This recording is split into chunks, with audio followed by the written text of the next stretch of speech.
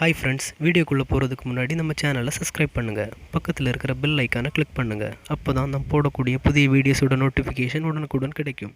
கூடவே லைக் பண்ணி ஷேர் பண்ணுங்கள். Hi friends, good morning. இன்னைக்கு நம்மளுடைய டாபிக் பார்த்தீங்க அப்படின்னா ப்ரீவியஸ் கிளாஸில் பார்த்த நியூக்ளியர் ஃபிசிக்ஸோட கண்டினியூவேஷன் தான் நம்ம இப்போ பார்க்க போகிறோம்.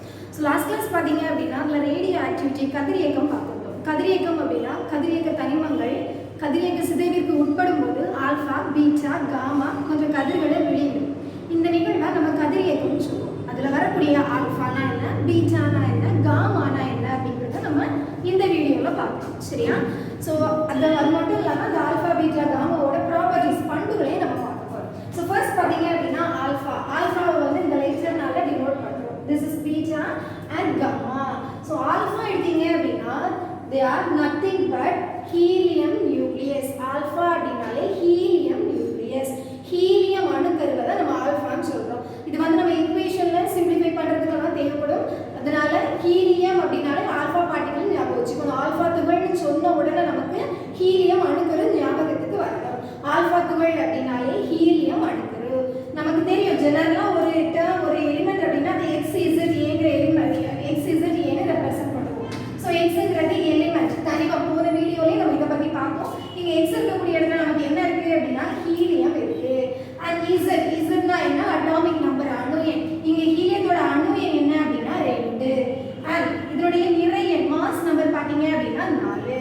ஸோ ஹீலியம் அணுக்கரு எடுத்தீங்க அப்படின்னா it consist of 2 protons and 2 neutrons. ஒரு ஹீலியம் அணுக்கரு எடுத்தீங்க அப்படின்னா அந்த ஹீலியத்துல 2 protons இருக்கு and 4ல இருந்து 2 சப்ட்ராக்ட் பண்ணீங்க அப்படின்னா உங்களுக்கு 2 கிடைக்குது. ஸோ 2 நியூட்ரான்ஸ் இருக்கு. ஆல்ஃபா துகள் அப்படினாலே ஹீலியம் அணுக்கரு. ஹீலியம் நம்ம எப்படி ரெப்ரசென்ட் பண்றோம் அப்படின்னா 2He4. சரியா? ஸோ ஒரு ஆல்ஃபா துகள் எடுத்துட்டோம் அப்படின்னா அதுல 2 protons இருக்கு and 2 நியூட்ரான்ஸ் இருக்கு. தென் பீட்டா எடுத்தீங்க அப்படின்னா பீட்டான்றது வேற எதுவுமே இல்லை, எலக்ட்ரான்ஸ். எலக்ட்ரானை தான் நம்ம பீட்டான்னு ரெப்ரசென்ட் பண்றோம். தென் காமா எடுத்தீங்க அப்படின்னா காமாங்கிறது என்ன அப்படின்னா ஃபோட்டான்ஸ், மின்காந்த அலைகளை உடைய photon. Photons of electromagnetic waves, மின்காந்த அலைகளை உடைய ஃபோட்டான். ஆல்ஃபானா ஹீலியம் நியூக்ளியஸ், பீட்டானா எலக்ட்ரான்ஸ், காமானா ஃபோட்டான்ஸ். தென் இதனுடைய சார்ஜ் மீன்ஸ் சுமை பார்ப்போம்.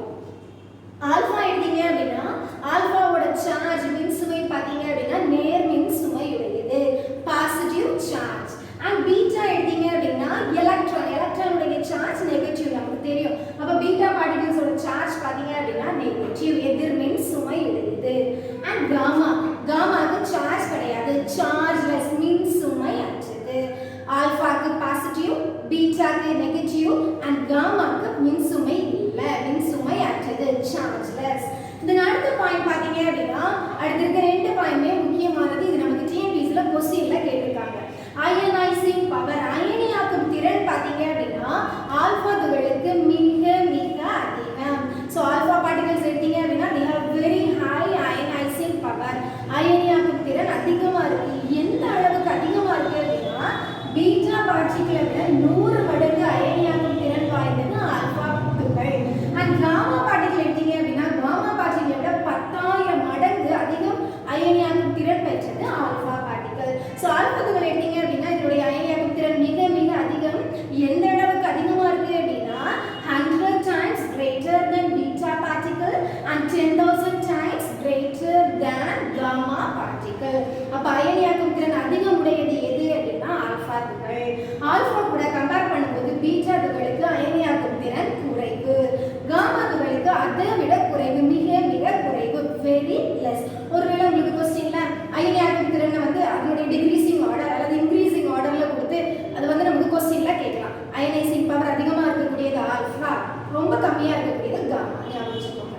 இந்த அடுத்து பார்த்தீங்க அப்படின்னா பெனிட்ரேட்டிங் பவர், ஊடுருவும் திறன். ஊடுருவும் திறன் பார்த்தீங்க அப்படின்னா ஆல்ஃபா துகளுக்கு ரொம்பவே கம்மியா இருக்கு, பீட்டா துகளுக்கு அதை விட கொஞ்சம் அதிகமா இருக்கு, காமா பார்ட்டிகல்ஸ்க்கு வெரி வெரி ஹை. ஸோ அதிக அளவு ஊடுருவும் திறன் பெற்றது காமா துகள். அயனியாக்கும் திறன் ஆல்ஃபா துகளுக்கு அதிகமா இருக்கு, ஊடுருவும் திறன் காமா துகளுக்கு அதிகமா இருக்கு. சரியா? அண்ட் அடுத்தது பார்த்தீங்க அப்படின்னா ஆல்ஃபா பார்ட்டிகல்ஸ் எடுத்தீங்க அப்படின்னா they are deflected by both electric and magnetic field. electric and magnetic field மின் மற்றும் காந்த புலங்களால் விளக்கம் அடைவது ஆல்ஃபா துகள். ஆல்ஃபா துகள் எடுத்தீங்க அப்படின்னா மின் மற்றும் காந்தப்புலத்தால் விளக்கம் அடையும். தென் பீட்டா பார்ட்டிகல் எடுத்தீங்க அப்படின்னா they are also deflected by both fields. இதுவும் இந்த பீட்டா துகளும் மின் மற்றும் காந்தப்புலத்தால் விளக்கம் அடையும். என்ன ஒரு வித்தியாசம் அப்படின்னா they are deflected opposite to the direction of alpha particles. இதனுடைய டிஃப்ளெக்ஷன் ஆல்பா துகள் விலகல் அடைகிறதுக்கு எதிர் திசையில இருக்கும். சரியா? so the direction of deflection is opposite to the direction of alpha particle. Alpha துகள் விலகல் அடைவதற்கு எதிர் திசையில பீட்டா துகள் விலகல் அடையும். and gamma particle பாத்தீங்க அப்படின்னா they are not deflected. மின் மற்றும் காந்தப்புலங்களால் விளக்கம் அடைவதில்லை gamma துகள். and one more thing என்ன அப்படின்னா இந்த photons gamma துகள் பாத்தீங்க அப்படின்னா it travels with the velocity of light. it travels with the velocity of light. ஒளியின் திசைவேகத்தில் செல்லக்கூடியது இந்த gamma துகள். so photo அப்படினால it is related to light. ஒளியோட தொடர்புடையது தான் photons. so gamma particles எடுத்தீங்க அப்படின்னா இது வந்து ஒளியின் திசைவேகத்தில் செல்லக்கூடியது. ஒளியினுடைய திசைவேக மதிப்பு என்ன அப்படின்னா 3 into 10 power 8 metre second power -1. ஒளியின் திசைவேகம் velocity of light is 3 into 10 power 8 metre second power -1. இது வந்து யூனிவர்சல் கான்ஸ்டன்ட் வேல்யூ. இதை நம்ம காணாம படிச்சிட்டோம். சரியா? so these are the properties of alpha, beta and gamma rays. then அடுத்து என்ன பார்க்க போறோம் அப்படின்னா alpha decay loss பார்க்க போறோம். so alpha decay, beta decay and gamma decay. alpha decay அப்படின்னா ஒரு ரேடியேஷன் நடக்குது. அந்த கதிரியக்கத்தின் போது ஆல்பா துகள் வெளியிடப்பட்டால் அது ஆல்பா சிதைவு, பீட்டா துகள் வெளியிடப்பட்டால் அது பீட்டா சிதைவு, காமா பார்ட்டிகல் எமிட் ஆச்சு அப்படின்னா அது வந்து காமா டிகே, காமா சிதைவுன்னு நம்ம சொல்றோம். சரியா? ஃபர்ஸ்ட் பார்க்கக்கூடியது என்ன அப்படின்னா ஆல்பா டிகே, ஆல்பா சிதைவு. இதுல வந்து ஈக்குவேஷன்ஸ் கொடுத்து ஈக்குவேஷனை சிம்பிளிஃபை பண்ணி அதுல ஏதாவது ஒரு டேஷ் ஃபில் மாதிரி கொடுத்து அதை நம்ம ஃபில் பண்ண சொல்லலாம். அப்படி இல்லாட்டி டெஃபினிஷன்ல இருந்து இல்ல atomic number during alpha decay, alpha சிதைவின் போது நிறையின் என்ன இல்ல அணுவின் எது அதிகரிக்குதா, மாறுபடலையா, இந்த மாதிரி நமக்கு கொஸ்டின் கேட்கறதுக்கான வாய்ப்புகள் இருக்கு, கேட்டிருக்காங்க. சரியா? இப்போ நம்ம பார்க்கக்கூடியது என்ன அப்படின்னா ஆல்பா டிகே, ஆல்பா சிதைவு. so when the nucleus disintegrates by emitting an alpha particle, the mass number decreases by 4 and atomic number decreases by 2. நம்ம டெஃபினிஷன் படிச்சு ஞாபகம் வச்சாலும் சரி, இதை வந்து ஒரு ஈக்குவேஷன் வச்சு ஞாபகம் வைக்கிறது ரொம்ப ஈஸியான ஒரு விஷயம். சரியா? நான் எழுதுறேன். ஜெனரலா ஒரு பொதுவா ஒரு டேர்ம் எடுத்தோம் அப்படின்னா அது வந்து XZ நம்ம ரெப்ரசன்ட் பண்ணுவோம். சரியா? ஆல்பா டிகே, ஆல்பா சிதைவு. அப்ப இது கண்டிப்பா என்ன பார்ட்டிகல் எமிட் பண்ணும் அப்படின்னா ஆல்பா பார்ட்டிகல் எமிட் பண்ணும். இப்பதான் நம்ம பார்த்தோம் ஆல்பா பார்ட்டிகல் அப்படின்னாலே அது ஹீலியம் நியூக்ளியஸ். அப்ப இந்த XZ தனிமம் இந்த நியூக்ளியஸ் என்ன பண்ணுது அப்படின்னா ஆல்பா துகளை வெளியிடுது. ஆல்பா துகளை எப்படி ரெப்ரசன்ட் பண்றோம்? 2He4. ஆல்பா துகள் அப்படின்னாலே ஹீலியம் நியூக்ளியஸ் நமக்கு தெரியும். இப்ப XZ ஒரு தனிமம் அது ஆல்பா துகளை வெளியிடுது. இப்ப ஆல்பா துகள் வெளியில ஒரு பொருள்ல இருந்து இன்னொரு பொருள் வெளியில போயிடுச்சு அப்படின்னா அது பழைய பொருளாவே இருக்காது, கண்டிப்பா அது புதிய பொருளா தான் மாறும். இப்ப எக்ஸ் இருக்கு, எக்ஸ்ங்கிற தனிமத்துல இருந்து இசட்ல இருந்து 2 வெளியில போயிருக்கு, ஏல இருந்து 4 வெளியில போயிருக்கு. அப்ப இந்த எக்ஸ்ங்கிறது இங்க வரும்போது எக்ஸா இருக்காது, அது ஒரு நியூ எலிமெண்டா மாறும். சோ இந்த எக்ஸ்ங்கிறது இங்க வரும்போது என்னவா மாறுது அப்படின்னா ஒய்ன்னு மாறுது. இங்க என்ன இருக்கு? இசட் இருக்கு. சோ இசட்ல எத்தனை வெளியில போயிருக்கு? 2 வெளியில போயிருக்கு. So Z -2. and இங்க என்ன இருக்கு? ஏ. சோ ஹீலியத்தோட மாஸ் நம்பர் 4, ஏல இருந்து 4 போயிருக்கு. சோ இதுதான் ஆல்பா டிகேயோட ஈக்குவேஷன். இதை நம்ம புரிஞ்சு எழுதிக்கிட்டோம் அப்படின்னா இதுல இருந்து நமக்கு ஈக்குவேஷன் சிம்பிளிஃபை பண்ணனாலும் பண்ணிக்கலாம், இல்ல டெஃபினிஷனா கேட்டாங்க அப்படின்னாலும் நம்ம எழுதிக்கலாம். சரியா? பொதுவா ஒரு தனிமம் அப்படின்னா அதை XZ ஏன்னு ரெப்ரசன்ட் பண்றோம். இந்த ஆல்பா டிகே அப்படிங்கறனால இது கண்டிப்பா ஆல்பா துகள் தான் வெளியிடுது. ஆல்பா துகள் அப்படின்னா 2He4. இப்போ Xங்கிற தனிமம் வந்து Xங்கிற தனிமத்துல இருந்து Z இருக்கு, இந்த Zல இருந்து 2 வெளியில போறனால Z இருக்கக்கூடிய இடத்துல Z-2 போடுறோம், ஏல இருந்து 4 வெளியில போறனால A-4 போடுறோம். இந்த Xங்கிறது இங்க X ஆ இருக்காது, அதுல இன்னொரு பார்ட்டிகல் ஹீலியம் நியூக்ளியஸ் வெளியில போறனால இன்னொரு புதிய நியூக்ளியஸா இருக்கு, தட் இஸ் Y. சரியா? இந்த ஈக்குவேஷன்ல இருந்து நம்ம என்ன சொல்ல வரோம் அப்படின்னா during alpha decay, ஆல்பா சிதைவின் போது அந்த தனிமத்தினுடைய அணு எண் 2 குறையுது, நிறை எண் 4 குறையுது. மைனஸ் இருக்கிறதுனால குறையுது போடணும், பிளஸ் ஆயிடுச்சுன்னா அதிகரிக்குதுன்னு சொல்லிக்கலாம். சரியா? சோ ஆல்பா சிதைவின் போது அதனுடைய அணு எண் 2 குறையுது, நிறை எண்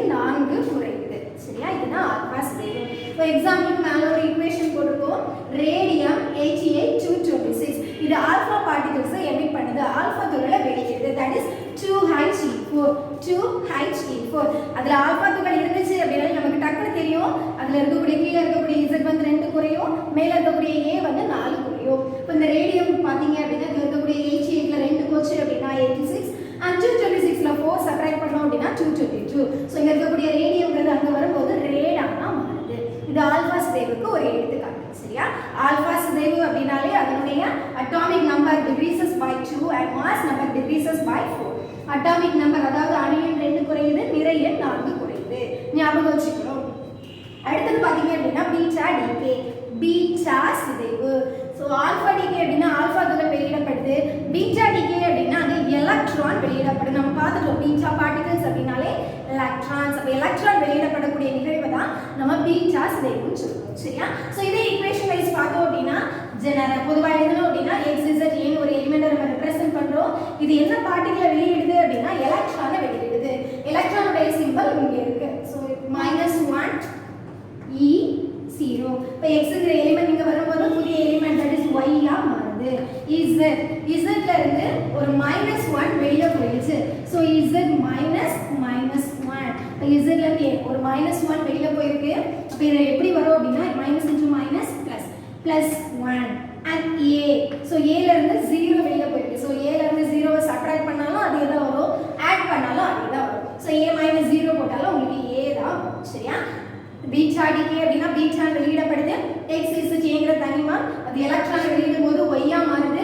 இசட்ல இருந்து -1 வெளியே போயிருக்கு. ஸோ இசட் -1 மைனஸ் ப்ளஸ் ஆகுது. ஏல இருந்து நீங்க 0வை சப்ட்ராக்ட் பண்ணாலும் உங்களுக்கு A தான் கிடைக்கும். அப்போ டியூரிங் பீட்டா டிகே பீட்டா சிதைவு எடுத்தீங்க அப்படின்னா பீட்டா சிதைவின் போது அட்டாமிக் நம்பர் இன்க்ரீசஸ் பை 1.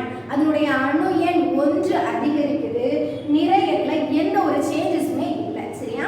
அதனுடைய மாஸ் நம்பர்ல எந்த ஒரு சேஞ்சஸும் இல்லை. நிறை எண் மாறுபடல. ஞாபகம் வச்சுக்கோங்க. அட்டாமிக் நம்பர் பார்த்தீங்க அப்படின்னா 1 அதிகரிக்குது. நிறை எண்ல எந்த சேஞ்சஸும் இல்லை. நிறை எண்ல எந்த ஒரு மாற்றமும் இல்லை. இது எக்ஸாம்பிள் வச்சு பார்த்தோம் அப்படின்னா தோரியம் 90-234 இது எலக்ட்ரான்ஸை எமிட் பண்ணுது. ஸோ எலக்ட்ரானுடைய சிம்பல் போட்டிருக்கோம். எலக்ட்ரானை எமிட் பண்ணும்போது நமக்கு கிடைக்கக்கூடிய தோரியம்ங்கிறது PA தட் இஸ் புரோட்டோ ஆக்டீனியமாக மாறுது. புரோட்டோ ஆக்டீனியமாக மாறுது. இப்போ 90 கூட 1 கூட்டுற அட்டாமிக் நம்பர் 1 இன்க்ரீஸ் ஆகுது. இப்போ 90 + 1 தட் இஸ் 91 and 234 மாஸ் நம்பரில் எந்த சேஞ்ச் வரலாதனால அந்த 234 நம்ம அப்படியே போட்டுருக்கோம். சரியா? அப்படி இல்லாட்டி என்ன பண்ணலாம் அப்படின்னா இந்த ஈக்குவேஷன் கொடுத்துட்டு இந்த இடத்துல என்ன வரும்ங்கிறத நமக்கு கேட்கலாம். நிறைய வந்து எந்த சேஞ்சஸுமே இல்லை. அண்ட் கீழே பார்த்தீங்க அப்படின்னா அட்டாமிக் நம்பர் 1 அதிகமாக இருக்கு. அப்போ இந்த இடத்துல எலக்ட்ரான் வரும் அப்படிங்கிறத நம்ம போட தெரியணும். சரியா? அண்ட் லாஸ்ட் ஒன் பார்த்தீங்க அப்படின்னா காமா டிகே, காமா சிதைவு. காமா சிதைவு பார்த்தீங்க அப்படின்னா இங்கே நிறைய அட்டாமிக் நம்பர் மாஸ் நம்பர் எதுவுமே நம்ம கன்சிடர் பண்ண தேவை இல்லை. Only the energy levels of the nucleus is change. So ஆற்றல் மட்டத்தில் மட்டும்தான் மாறுபாடு ஏற்படும். இதெல்லாம் நம்ம என்ன சொல்கிறோம் அப்படின்னா காமா சிதைவுன்னு சொல்கிறோம். சரியா? ஸோ காமா சிதைவு அப்படின்னா எனர்ஜி லெவல்ஸில் மட்டும்தான் சேஞ்சஸ் இருக்கும், வேற எதுலையுமே மாற்றங்கள் இருக்காது. அண்ட் ஒன் மோர் திங் என்ன அப்படின்னா அட் அ டைம் ஒரே நேரத்தில் 2 பார்ட்டிகிள்ஸும் எமிட் ஆகாது. ஆல்ஃபா பீட்டா பார்ட்டிகிள்ஸ் எமிட் ஆகாது. ஏதாவது ஒன்று தான் எமிட் ஆகும், எய்தர் ஆல்ஃபா ஆர் பீட்டா. சரியா? அட் அ டைம்ல 2 பார்ட்டிகிள்ஸும் எமிட் ஆகாது. டியூரிங் எ சிங்கிள் டிகே, அதாவது சிங்கிள் டிகேல நமக்கு ஒன்று ஆல்ஃபா இல்லை பீட்டா பார்ட்டிகிள்ஸ் மட்டும்தான் எமிட் ஆகும். சரியா? இந்த அடுத்து பார்க்க போகிறது என்ன அப்படின்னா nuclear fusion and nuclear fission. அணுக்கரு பிளவு பார்த்தீங்க அப்படின்னா இதை கண்டுபிடிச்சது யாரு அப்படின்னா 1939 வருஷத்துல ஜெர்மன் நாட்டை சேர்ந்த ஆட்டோமான் அண்ட் ஸ்ட்ராஸ்மன் இவங்க தான் இந்த அணுக்கரு பிளவை வந்து எக்ஸ்பிளைன் பண்ணியிருப்பாங்க. பேர்லேயே இருக்கு அணுக்கரு பிளவு. ஒரு பெரிய அணுக்கரு பிளவுபட்டு 2 சிறிய அணுக்கருகளாக உருவாகக்கூடிய நிகழ்வை தான் நம்ம அணுக்கரு பிளவுன்னு சொல்றோம். சரியா? splitting of nucleus, அதாவது splitting of heavier nucleus into 2 lighter nuclei. ஒரு பெரிய அணுக்கரு 2 சிறிய அணுக்கருக்களாக உருவாகக்கூடிய நிகழ்வை தான் நம்ம அணுக்கரு பிளவு ஃபிஷன் சொல்றோம். ஸோ ஃபிஷன் அப்படின்னாலே ஸ்பிளிட்டிங். சரியா? ஸோ இங்கே என்ன ஆகுது அப்படின்னா நியூக்ளியஸ் ஸ்பிளிட் ஆகுது. ஒரு நியூக்ளியஸ் ஸ்பிளிட் ஆகி 2 சின்ன நியூக்ளியஸாக ஃபார்ம் ஆகக்கூடிய ப்ராசஸ் தான் நம்ம நியூக்ளியார் ஃபிஷன் அணுக்கரு பிளவுன்னு சொல்றோம். சரியா? இதுக்கு ஒரு ஈக்குவேஷன் பார்த்தோம் அப்படின்னா யுரேனியம் 235 92 யுரேனியம் 235. சும்மா ஒரு நியூக்ளியஸை கொண்டு நம்ம பிளவுபடுத்த முடியாது. அதை பிளவுபடுத்தணும் அப்படின்னா ஏதாவது ஒரு பொருளை கொண்டு அட்டாக் பண்ணணும், பம்பார்ட் பண்ணணும். இங்கே பார்த்தீங்க அப்படின்னா யுரேனியம் நியூக்ளியஸை நியூட்ரான் கொண்டு அட்டாக் பண்ணுறோம், பம்பார்ட் பண்ணுறோம். இந்த பிளவுபடுத்தும் போது இந்த யுரேனியம் அணுக்கரு பேரியம் கிரிப்டான் அப்படிங்கிற 2 சிறிய அணுக்கருக்களாக பிரிந்து வருது. அது மட்டும் இல்லாமல் இங்கே நம்ம கொடுக்கக்கூடிய ஒரு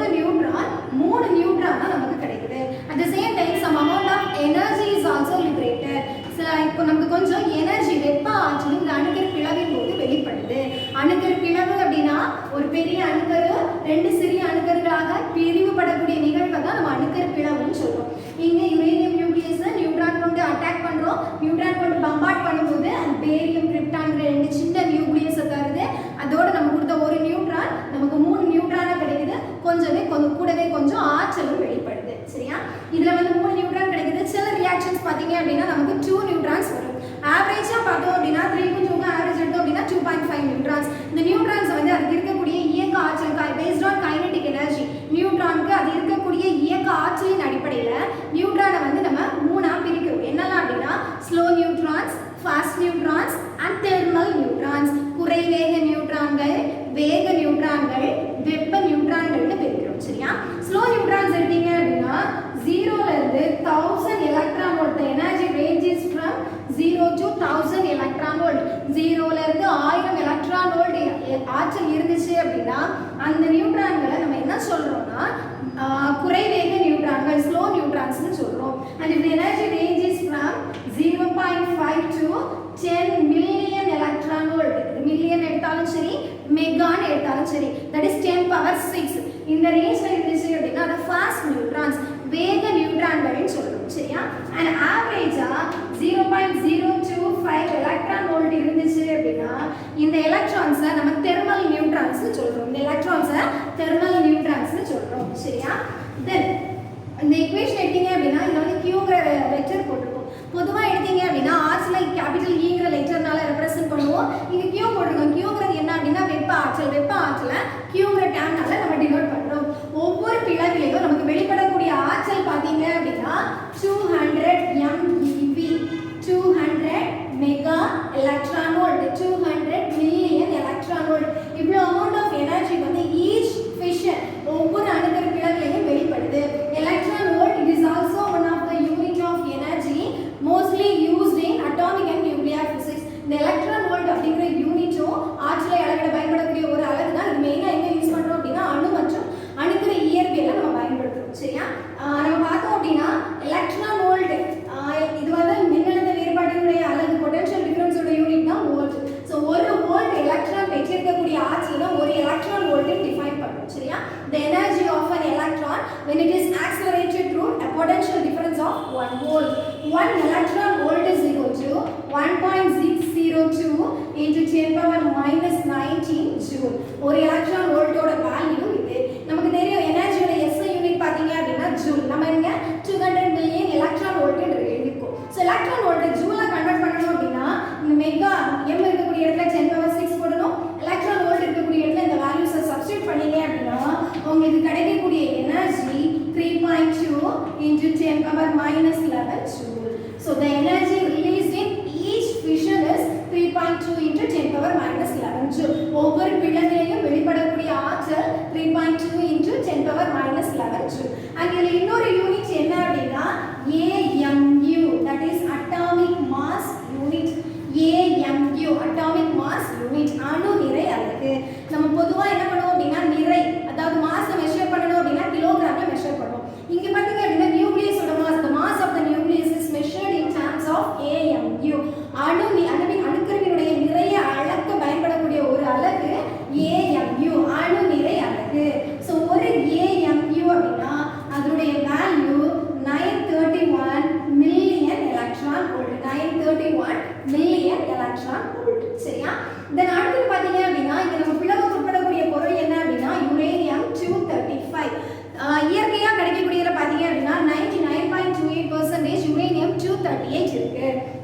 மீதி இருக்கக்கூடிய 0.72% less than 1% தான் யுரேனியம் 235 இருக்கு. இந்த யுரேனியம் 238 வந்து நம்ம அதிக அளவு நியூக்ளியர் ரியாக்டர்ஸ்ல பயன்படுத்த மாட்டோம். ஏன் அப்படின்னா இது நம்ம பம்பார்ட் பண்ணணும் அப்படின்னா கண்டிப்பா ஃபாஸ்ட் நியூட்ரான்ஸால மட்டும்தான் முடியும். அதனால இதை நம்ம யூஸ் பண்ண மாட்டோம். ஸோ அதிக எல்லா வகை நியூட்ரான்களாலும் பிளவுபடக்கூடிய ஒரு பொருள் என்ன அப்படின்னா யுரேனியம் 235. ஆனால் இது கிடைக்கக்கூடிய வேல்யூ பார்த்தீங்க அப்படின்னா 1% கூட இல்லை. இதனுடைய தேவை அதிகமாக இருக்கிறனால ஆர்டிஃபிஷியலாக நாமளே ப்ரொடியூஸ் பண்ண பார்ப்போம். இதனால இந்த யுரேனியம் 235 என்ன சொல்லுவாங்க அப்படின்னா கான்சென்ட்ரேட்டட் யுரேனியம், செறிவூட்டப்பட்ட யுரேனியம்னு சொல்லுவோம். சரியா? Then again one more thing என்ன அப்படின்னா நீல்ஸ் போர் அண்ட் வீலர்ங்கிற சயின்டிஸ்ட் வந்து இந்த நியூக்ளியர் ஃபிஷன் அணுக்கரு பிளவை வந்து திரவ துளி மாதிரியின் அடிப்படையில் விளக்கியிருப்பாங்க. So based on liquid drop model மூலமாக இந்த அணுக்கரு பிளவை வந்து எக்ஸ்பிளைன் பண்ணியிருப்பாங்க. எல்லாருக்குமே தெரிஞ்ச கொஸ்டின் தான். இந்த டிஎன்பிஎஸ்சியில் அடிக்கடி கேட்கக்கூடிய மோஸ்ட் ரிப்பீட்டட் கொஸ்டின் என்ன அப்படின்னா மழைத்துளி கோள வடிவம் பெற காரணம் நமக்கு தெரியும் பரப்பீடு விசை. இதை பேஸ் பண்ணி தான் இந்த லிக்விட் டிராப் மாடலில் சொல்லியிருப்பாங்க. ஸோ ஃபர்ஸ்ட் பார்த்தீங்க அப்படின்னா அது வந்து ஸ்பியர் கோள வடிவத்தில் இருக்குது. இதில் வந்து நம்ம எக்ஸ்டர்னல் ஃபோர்ஸ் புற விசையை இன்டியூஸ் பண்ணுறோம் தூண்டுறோம் அப்படின்னா இந்த கோள வடிவம் வந்து எலிப்சாய்டு நீள்வட்டமாக மாறுது. அகெயின் இதுக்கு மேலே நம்ம கொடுக்கக்கூடிய புற விசையை தூண்டணும் அப்படின்னா இதனுடைய சென்டர் பகுதி பார்த்தீங்க அப்படின்னா மெல்லியதாக மாறி ஒரு டம்பல் ஷேப்புக்கு வரும். அகெயின் இதுக்கு ஃபோர்ஸ் நம்ம கூடுதலாக கொடுத்தோம் அப்படின்னா இது என்ன ஆகுது அப்படின்னா ரெண்டு சின்ன பார்ட்டிகல்ஸாக செப்பரேட் ஆகுது. ஸோ இதுதான் லிக்விட் டிராப் மாடல் சொல்கிறோம். இந்த தியரி பேஸ் பண்ணி நீல்ஸ் போர் அண்ட் வீலர் இருக்கிறவங்க வந்து இந்த அணுக்கரு பிளவை வந்து எக்ஸ்பிளைன் பண்ணியிருக்காங்க. முக்கியமான பாயிண்ட் என்ன அப்படின்னா இந்த அணுக்கரு பிளவு வரும் தொடர் வினை. It's chain reaction. Chain reaction தொடர் வினை. இதை எதனால செயின் ரியாக்ஷன் சொல்கிறோம் அப்படின்னா இங்கே பார்த்தீங்கன்னா ஒரு நியூட்ரான் இருக்குது. இந்த ஒரு நியூட்ரான் கொடுக்கும்போது நமக்கு கிடைக்கக்கூடியது 3 நியூட்ரான். அகெயின் இந்த 3 நியூட்ரானையும் 3 யுரேனியம் கூட நம்ம பம்பார்ட் பண்ணோம் அப்படின்னா அகெயின் இதுல 3 நியூட்ரான்ஸ் கிடைக்கும். இதுல 3 இதுல 3. ஸோ ஒரு நியூட்ரான் கொடுக்கும்போது 3 நியூட்ரான் கிடைக்குது. 3 நியூட்ரானை திரும்ப 3 யுரேனியம் கூட பம்பார்ட் பண்ண வைக்கும்போது நமக்கு 9 நியூட்ரான்ஸ் கிடைக்குது. அகெயின் இந்த 9 நியூட்ரான்ஸை 9 யுரேனியத்தை கூட நம்ம பம்பார்ட் பண்ணோம் அப்படின்னா நமக்கு 27 நியூட்ரான்ஸ் கிடைக்கும். இந்த மாதிரி நியூட்ரான்ஸோட எண்ணிக்கை பார்த்தீங்கன்னா மல்டிபிள் ஆகிட்டே இருக்கும். இதனால ஒரு வினாடிக்கும் குறைவான நேரத்திலேயே நமக்கு எனார்மஸ் அமௌண்ட் ஆஃப் எனர்ஜி வந்து நமக்கு கிடைக்கும். இந்த செயின் ரியாக்ஷனை வந்து ரெண்டாக பிரிக்கிறோம். ஒன்று கண்ட்ரோல்டு செயின் ரியாக்ஷன், இன்னொன்று அன்கண்ட்ரோல்டு செயின் ரியாக்ஷன். கட்டுப்படுத்தப்பட்ட அணுக்கரு வினை, கட்டுப்படுத்தப்படாத அணுக்கரு வினை. இந்த கண்ட்ரோல்டு செயின் ரியாக்ஷன் எங்கே யூஸ் பண்ணுறோம் அப்படின்னா நியூக்ளியர் ரியாக்டர்ஸ் அணுக்கரு உலைகளில் பயன்படுத்துகிறோம். தென் ஆட்டம் பாம் அணுகுண்டு எந்த தத்துவத்தின் அடிப்படையில் வேலை செய்யுது அப்படின்னா அன்கண்ட்ரோல்டு நியூக்ளியர் ஃபிஷன், கட்டுப்படுத்தப்படாத அணுக்கரு பிளவு. கண்ட்ரோல்டு செயின் ரியாக்ஷன் வந்து அணுக்கரு உலைகளில், கட்டுப்படுத்தப்படாத அணுக்கரு பிளவு வந்து ஆட்டம் பாம் அணுகுண்டுல பயன்படுத்துகிறோம். நீ அடுத்து பார்க்குறது என்ன அப்படின்னா இந்த நியூக்ளியர் ரியாக்டர்ஸ்.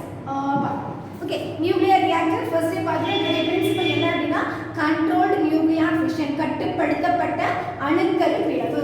நியூக்ளியர் ரியாக்டர் எதுக்கு யூஸ் பண்ணுறோம் அப்படின்னா டு ஜெனரேட் எலக்ட்ரிசிட்டி, மின்சாரத்தை பெறுவதற்காக நம்ம இந்த நியூக்ளியர் ரியாக்டர் அதாவது அணுக்கரு உலையை வந்து பயன்படுத்துகிறோம். இப்போ இந்தியா எடுத்தீங்க அப்படின்னா நமக்கு வந்து எலக்ட்ரிசிட்டி ப்ரொடியூஸ் பண்ணுறதுல நியூக்ளியர் சோர்ஸ் வந்து 5வது இடத்துல இருக்குது. So coal, gas, hydro electricity and wind இது போக 5வது இடத்துல இருக்கக்கூடியது இந்த நியூக்ளியர் சோர்ஸ் தான். சரியா? இந்த நியூக்ளியர் ரியாக்டர் வந்து ஃபர்ஸ்ட் 1942 வருஷத்தில் யூஎஸ்ஏல சிகாகோ அப்படிங்கிற இடத்துல வந்து ஃபெர்மி அப்படிங்கிறவர் கட்டியிருப்பாரு.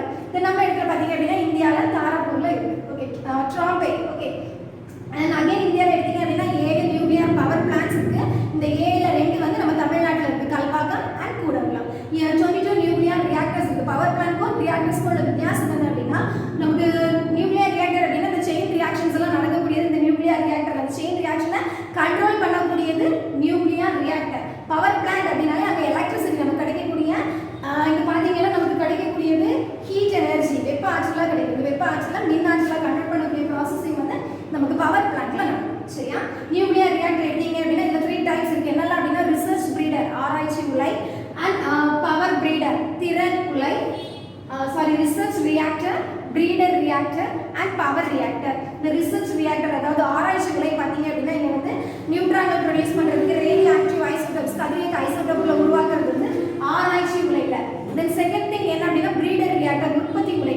இங்கே என்ன பண்ணுறோம் அப்படின்னா ஃபர்டைல் மெட்டீரியலை உருவாக்குறோம். ஃபர்டைல் மெட்டீரியல் அதாவது தமிழில் சொல்லணும் அப்படின்னா வளம் மிக்க பொருட்கள். நமக்கு தெரியும் பிளவுக்கு உட்படக்கூடிய பொருட்கள் அப்படின்னா uranium 239, uranium 235, uranium 233 and plutonium 239. இதெல்லாம் வந்து பிளவுக்கு உட்படக்கூடிய பொருட்கள். சில பொருட்கள் பார்த்தீங்க அப்படின்னா நேச்சராகவே அது வந்து பிளவுக்கு உட்படாது, நாட் ஃபிசைல் மெட்டீரியலாக இருக்கும். எக்ஸாம்பிள் சொல்லணும் அப்படின்னா யுரேனியம் 238 இது வந்து நாட் ஃபிசைல் மெட்டீரியல். ஸோ இந்த மாதிரி பிளவுக்கு உட்படாத பொருட்களை பிளவுக்கு உட்படக்கூடிய பொருட்களாக மாற்றலாம். இந்த ப்ராசஸ் எங்கே நடக்கும் அப்படின்னா பிரீடர் ரியாக்டர்ஸ் உற்பத்தி உலைகளில் நடக்கும். தேர்ட் ஒன் என்ன அப்படின்னா பவர் ரியாக்டர்ஸ் திறன் உலை. இங்கே என்ன பண்ணுறோம் அப்படின்னா எலக்ட்ரிசிட்டி, சரியா, ஹீட் எனர்ஜியை வந்து நம்ம எலக்ட்ரிக்கல் எனர்ஜியாக கன்வெர்ட் பண்ணுறது வந்து இந்த பவர் ரியாக்டர்ஸ் திறன் உலையில் நடக்கும். அகைன் இதை வந்து fast breeder reactor, boiling water reactor, pressurised heavy water reactor இந்த மாதிரி கூட கிளாஸிஃபை பண்ணிப்பாங்க. நம்ம இன்னைக்கு பார்க்க போகிறது என்ன அப்படின்னா அந்த அணுக்கரு உலையில் இருக்கக்கூடிய சிஸ்டமை பற்றி பார்க்கணும். ஃபர்ஸ்ட் ஒன் என்ன அப்படின்னா ஃபியூயல், எரிபொருள். இந்த எரிபொருளை வந்து ரெண்டாக பிரிக்கிறோம். ஒன்று வந்து ஃபிசைல் மெட்டீரியல், இன்னொன்று ஃபர்டைல் மெட்டீரியல். ஃபர்ஸ்ட் பார்த்தது தான் ஃபிசைல் அப்படின்னா பிளவுக்கு உட்படும் பொருள், ஃபர்டைல் அப்படின்னா வளமிக்க பொருட்கள். ஸோ நார்மலாகவே நமக்கு இருக்கக்கூடிய பிளவுக்கு உட்படக்கூடிய பொருட்கள் தான் அந்த ஃபிசைலில் வருது. இந்த வளமிக்க பொருட்கள் அப்படின்னா பிளவுக்கு உட்படாத பொருட்களை பிளவுக்கு உட்படக்கூடிய பொருட்களாக மாற்றி வைக்கக்கூடியது ஃபர்டைல் மெட்டீரியல்.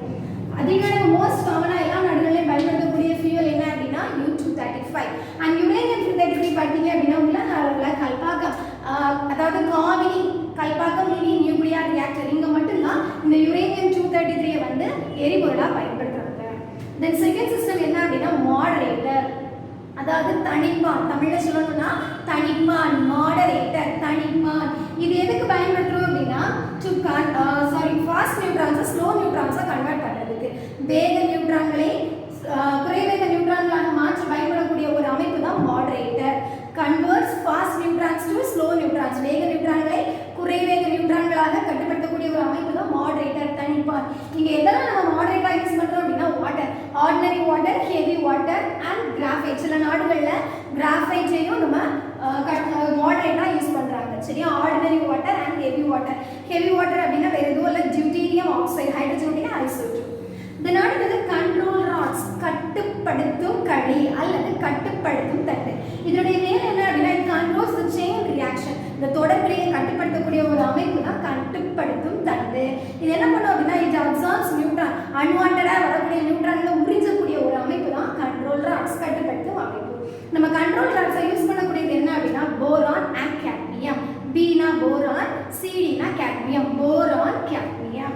நம்முடைய நாட்டில் பார்த்தீங்க அப்படின்னா B4C, அதாவது போரான் கார்பைட்ஸ், செராமிக் மெட்டீரியல், மண்ணால் ஆன ஒரு பொருள். இதை வந்து கட்டுப்படுத்தும் தண்டாக பயன்படுத்துறோம். சரியா, தென் அடுத்தது லாஸ்ட் ஒன் என்ன அப்படின்னா கூலண்ட், குளிர்விப்பான்.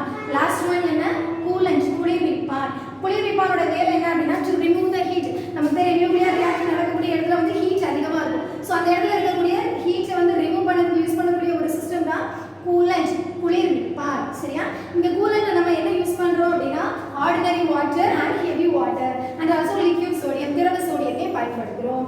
இதில் கன்சிடர் பண்ணக்கூடிய ஒரு விஷயம், ஒரு பெஸ்ட் கூலண்டாக இருக்கணும் அப்படின்னா கண்டிப்பாக அதுக்கு ஸ்பெசிஃபிக் ஹீட் கெப்பாசிட்டி, தன் வெப்ப ஏற்பத்திறன் அதிகமாக இருக்கணும். அண்ட் ஆல்சோ பாயிலிங் பாயிண்ட், கொதி நிலையம் அதிகமாக இருக்கணும். இது இருந்தால் மட்டும்தான் அது பெஸ்ட் கூலண்டாக இருக்கும். அந்த வகையில் வாட்டர், நீரினுடைய தன் வெப்ப ஏற்பத்திறன் அதிகம். லிக்விட் சோடியம் பார்த்தீங்க அப்படின்னா இதனுடைய பாயிலிங் பாயிண்ட் வந்து 1000 டிகிரி செல்சியஸாக இருக்கிறனால இது எப்போவுமே லிக்விட் ஸ்டேட்டில் தான் இருக்கும். இது வந்து நம்ம கூலண்டாக யூஸ் பண்ணுறோம். தென் இது வந்து நியூக்ளியர் ரியாக்டர். நியூக்ளியர் ரியாக்டர் வந்து நமக்கு இது எந்த தத்துவத்தின் அடிப்படையில் வேலை செய்யுது அப்படின்னா control nuclear fission. And another one என்ன அப்படின்னா ஆட்டம் பாம், அணுகுண்டு. அணுகுண்டு எடுத்தீங்க அப்படின்னா இது வந்து அன்கண்ட்ரோல்டு நியூக்ளியர் ஃபிஷன், கட்டுப்படுத்தப்படாத அணுக்கரு பிளவு தத்துவத்தின் அடிப்படையில் செயல்படக்கூடியது. சரியா, ஒரு ஆட்டம் எக்ஸ்ப்ளோஸ் ஆகுது அப்படின்னா அந்த இடத்துல அதிக அளவு ஹீட், வெப்பம், ஒளி, கதிரியக்கம் வெளியிடப்படும். இதனால அதாவது ஆட்டம் எக்ஸ்ப்ளோஸ் ஆகும்போது அந்த இடத்துல இருக்கக்கூடிய டெம்பரேச்சர் பார்த்தீங்க அப்படின்னா பல மில்லியன் டிகிரி செல்சியஸ் வெப்பநிலையை அதிக அளவு ஏற்படுத்தப்படும். அது மட்டும் இல்லாமல் அந்த இடத்துல இருக்கக்கூடிய அழுத்தம் பார்த்தீங்க அப்படின்னா பல மில்லியன் வளிமண்டல அழுத்தம், அட்மாஸ்பரிக் ப்ரெஷர் ரேஞ்சுக்கு ஏற்படும். இதனால அந்த இடத்துல ஒரு வைப்ரேட்டரி வேவ்ஸ், அதிர்வலைகள் ஏற்படுறதுனால அந்த இடத்தை சுற்றி நிறைய டிசாஸ்டர் வந்து ஏற்படுவதற்கான வாய்ப்புகள் இருக்கு. நமக்கு தெரியும் 1945 வருஷத்தில் செகண்ட் வேர்ல்டு வார், ஜப்பானில் ஹிரோஷிமா நாகசாகியில் பாம்பு போட்டாங்க அப்படின்னா. So little boy and fat man. Little boy பார்த்தீங்க அப்படின்னா அதில் வந்து ஃபிசைல் மெட்டீரியலாக யுரேனியம் யூஸ் பண்ணியிருப்பாங்க. அண்ட் ஃபேட் மேன் பார்த்தீங்கன்னா அதில் வந்து ஃபிசைல் மெட்டீரியலாக ப்ளூட்டோனியம் யூஸ் பண்ணியிருப்பாங்க. அந்த நியூக்ளியர் ரியாக்டர்ஸில் ஒர்க் பண்ணுறவங்க எல்லாருமே அவங்க வந்து லெட், அதாவது பிவி, லெட்டோட சிம்பிள் பார்த்தீங்கன்னா பிவி, காரியம். இது வந்து பிளம்பால் அப்படிங்கிற வேர்ட்லேருந்து வந்திருக்கும். பிவி, காரியத்தால் ஆன ஆடையை தான் பயன்படுத்துவாங்க ரேடியேஷன் அவங்களால வந்து பாஸ் ஆகாமல் இருக்கிறதுக்காக. அண்ட் ஆல்சோ அவங்களுடைய கையில் பார்த்தீங்க அப்படின்னா கையடக்கமாக டோசிமீட்டர் ஒரு அப்பாரட்டஸாக வச்சுருப்பாங்க. இதனுடைய வேலை என்ன அப்படின்னா to detect the levels of exposure to an ionising radiation. ஒரு அவங்களுடைய உடம்புல இருக்கக்கூடிய அயனியாக்கும் கதிர்வீச்சின் அளவில் பயன்படக்கூடிய ஒரு கருவி தான் டோசிமீட்டர். நம்ம பாடியில் எவ்வளோ அமௌண்ட் ஆஃப் ரேடியேஷன்ஸ் இருக்குது அப்படிங்கிறத டிடெக்ட் பண்ணக்கூடிய ஒரு டிவைஸை வந்து வச்சுருப்பாங்க. நம்ம லாஸ்ட் வீடியோலேயே பார்த்துருக்கோம். ஸோ எவ்வளோ ராஞ்சல் இருந்துச்சுன்னா அவங்களுக்கு என்ன டிஃபெக்ட் வரும், இல்லை என்ன எவ்வளோ சிவாட் இருந்துச்சுன்னா என்ன மாதிரி பாதிப்புகள் வரும் அப்படிங்கிறது நம்ம பார்த்துருக்கோம். நியூக்ளியர் ரியாக்டர்ஸ், அணுக்கரு உலைகளில் வேலை பார்க்குறவங்க கதிர்வீச்சிலிருந்து காக்கிறதுக்காக காரியம், லெட், காரியத்தாலான ஆடையை பயன்படுத்துகிறாங்க. அவங்க பாடியில் இருக்கக்கூடிய அயனியாக்கும் கதிர்வீச்சினுடைய அளவை அறியறதுக்காக கையடக்கமாக ஒரு டோசிமீட்டர் அப்படிங்கிற கருவியும் பயன்படுத்துகிறாங்க. Nuclear fusion over. அடுத்த டாபிக் பார்த்தீங்க அப்படின்னா நியூக்ளியர் ஃபியூஷன், அணுக்கரு இணைவு. பிளவு அப்படின்னா 1 2 ஆகிறது, இணைவு அப்படின்னா 2 சேர்ந்து ஒரு பெரிய அணுக்கரு கிடைக்கக்கூடியதை நம்ம அணுக்கரு இணைவுன்னு சொல்கிறோம். சரியா, காம்பினேஷன் ஆஃப் 2 லைட்டர் நியூக்ளியை. ஸோ அணுக்கரு இணைவு, அணுக்கரு இணைவு பார்த்தீங்க அப்படின்னா 2 ஹைட்ரஜன் அணுக்கரு, லைட்டஸ்ட் எலிமெண்ட். சரியா, 2 அணுக்கருக்கள் இணைந்து ஒரு ஹீலியம் அணுக்கருவாக மாறுது. அணுக்கரு பிளவாக இருந்தாலும் சரி, அணுக்கரு இணைவாக இருந்தாலும் சரி நமக்கு எனர்ஜி கிடைக்கும். இதுதானே அணுக்கரு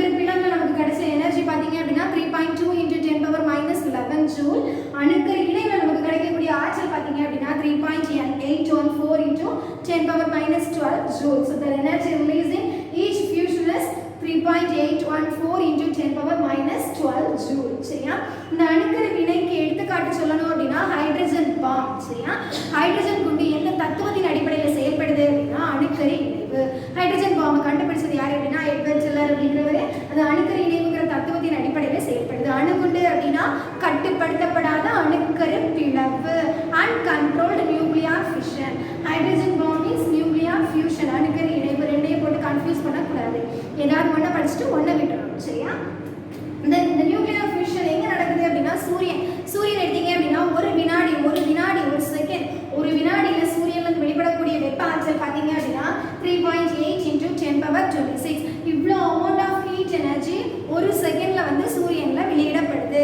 சூரியனுக்கு இந்த வெப்ப ஆற்றல், ஒளி இதெல்லாம் சூரியனுக்கு எப்படி கிடைக்குது அப்படின்னா சூரியனில் நடைபெறக்கூடிய அணுக்கரு இணைவு வினையின் மூலமாக கிடைக்குது. 2 புரோட்டான்ஸ் அதாவது 2 ஹைட்ரஜன் சேர்ந்து ஹீலியம் அணுக்கருவாக மாறுது. ஒரு தொடர் வினையாக நடந்துகிட்டே இருக்கிறனால சூரியன் மற்றும் ஸ்டார்ஸ் பார்த்தீங்க அப்படின்னா அது வந்து எப்பவுமே டெம்பரேச்சரை மெயின்டைன் பண்ணுது. அது மட்டும் இல்லாமல் அது ஒளி கொடுக்கறதுக்கு காரணமும் அதில் இருக்கக்கூடிய இந்த அணுக்கரு இணைவு வினை. இதனால இந்த நியூக்ளியர் ஃபியூஷன் என்ன சொல்லுவாங்க அப்படின்னா தெர்மோ நியூக்ளியர் ரியாக்ஷன்ஸ், அணுக்கரு வெப்ப அணுக்கரு வினைன்னு சொல்றாங்க. நியூக்ளியர் ஃபியூஷன் அணுக்கரு இணைவு வினையை வெப்ப அணுக்கரு வினைன்னு கூட சொல்றாங்க. சரியா? அண்ட் ஒன் மோர் திங் என்ன அப்படின்னா ரெண்டுமே புரோட்டான் அதாவது positively charge particles. Positively charge particles ஒரே மின்சுமை உடையதாக இருந்தால் ஒன்றை ஒன்று விளக்கும். இப்போ இங்கே பார்த்தீங்க அப்படின்னா ரிப்பல்சிவ் ஃபோர்ஸ் வந்து ரொம்பவே ஸ்ட்ராங்காக இருக்கும். இப்போ இந்த இதையும் மீறி ஃபியூஷன் நடக்கணும், அணுக்கரு இணைவு நடக்கணும் அப்படின்னா நம்ம இந்த ரிப்பல்சிவ் ஃபோர்ஸ் அதாவது விலக்கு விசையை ஓவர் கம் பண்ணக்கூடிய வகையில் வேற ஏதாவது ஒரு புற விசையை கொடுக்கணும். இதனால நம்ம என்ன பண்ணுறோம் அப்படின்னா இந்த இடத்துல டெம்பரேச்சரை வந்து ரொம்ப அதிகப்படுத்துகிறோம். வெப்பநிலை அதிகரிப்பதன் மூலமாக மட்டும்தான் நம்மளால அணுக்கரு இணைவு வினையை நடைபெற வைக்க முடியும். So the condition nuclear fusion is difficult to occur. ஏன் இது நடக்கிறதுக்கு கஷ்டம் அப்படின்னா அங்கே நடக்கக்கூடியது ரிப்பல்சிவ் ஃபோர்ஸ். அந்த ரிப்பல்சிவ் ஃபோர்ஸை ஓவர் கம் பண்ணணும். அதை ஓவர் கம் பண்ணணும் அப்படின்னா நம்ம கொடுக்கக்கூடிய டெம்பரேச்சர் வந்து ரொம்பவே அதிகமாக இருக்கணும். ஸோ அந்த இடத்தோட டெம்பரேச்சர் 10⁻7 கெல்வின் இந்த ரேஞ்சில் இருந்தால் மட்டும்தான் அந்த இடத்துல நியூக்ளியர் ஃபியூஷன் நடக்கும். அப்போ அணுக்கரு இணைவு வினை நடைபெறணும் அப்படின்னா அங்கே நிபந்தனை என்னன்னா அந்த இடத்துல இருக்கக்கூடிய வெப்பநிலை இந்த ஆர்டர் ஆஃப் 10⁻7 கெல்வின் இந்த வெப்பநிலையில் இருந்தால் மட்டும்தான் அணுக்கரு இணைவு வினை நடக்கும். அணுக்கரு இணைவு வினையோட இன்னொரு பேர் என்ன அப்படின்னா தெர்மோ நியூக்ளியர் வெப்ப அணுக்கரு வினைன்னு சொல்றோம். சரியா? Hydrogen bomb works on the principle of nuclear fusion. Then ஒரு ப்ராப்ளம் பார்ப்போம். 1 கிலோகிராம் நிறையுடைய கதிரியக்க பொருள் ஒன்று அணுக்கரு இணைவின் போது வெளியிடும் ஆற்றல் காண்க. Calculate the amount of energy released when a radioactive substance undergoes fusion and results in a mass defect of 1 kg. இதுல ஒண்ணுமே கொடுக்கல. என்ன கொடுத்திருக்காங்க அப்படின்னா மாஸ் நிறை கொடுத்திருக்காங்க. that is 1 கிலோகிராம் கொடுத்துட்டு என்ன கேட்டிருக்காங்க அப்படின்னா ஆற்றல் கேட்டிருக்காங்க. எனர்ஜி என்னன்னு கேட்டிருக்காங்க. அது ஃபியூஷனா இருக்கட்டும் ஃபிஷனா இருக்கட்டும் எதுவாக வேணா இருக்கட்டும். நமக்கு கொடுத்துருக்கக்கூடிய மேட்டர் என்ன அப்படின்னா நிறை மாஸ். நிறை வந்து எண்பது லட்சம்னால டிவைட் பண்ணுறோம். நிறை மட்டும்தான் கொடுத்துருக்காங்க. எனர்ஜி கேட்டிருக்காங்க. சரியா?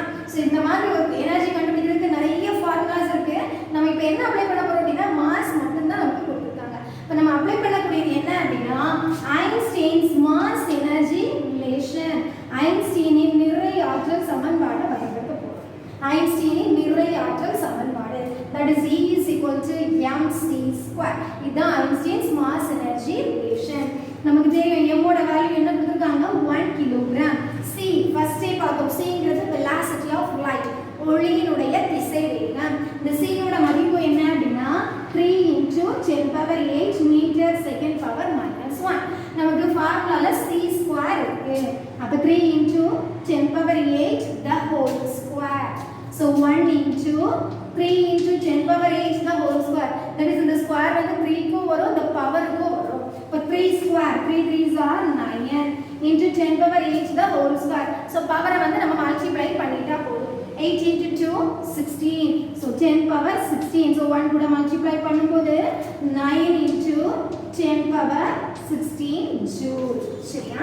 ஒரு கிலோகிராம் நிறையுடைய பொருள் வந்து அணுக்கரு இணைவில் ஈடுபடும் போது அது வெளியிடக்கூடிய ஆற்றல் எவ்வளவு அப்படின்னா 9 × 10⁻16 ஜூல். சரியா? 9 × 10⁻16 ஜூல். சரியா? ஸோ இந்த மாதிரி மாஸ் கொடுத்து எனர்ஜி கேட்டாங்க அப்படின்னா E is equal to mc² formula apply பண்ணணும். சரியா? ஸோ இந்த வீடியோ உங்களுக்கு பிடிச்சிருக்கும்னு நினைக்கிறேன். நியூக்ளியர் ஃபிசிக்ஸ் டாபிக் இதோட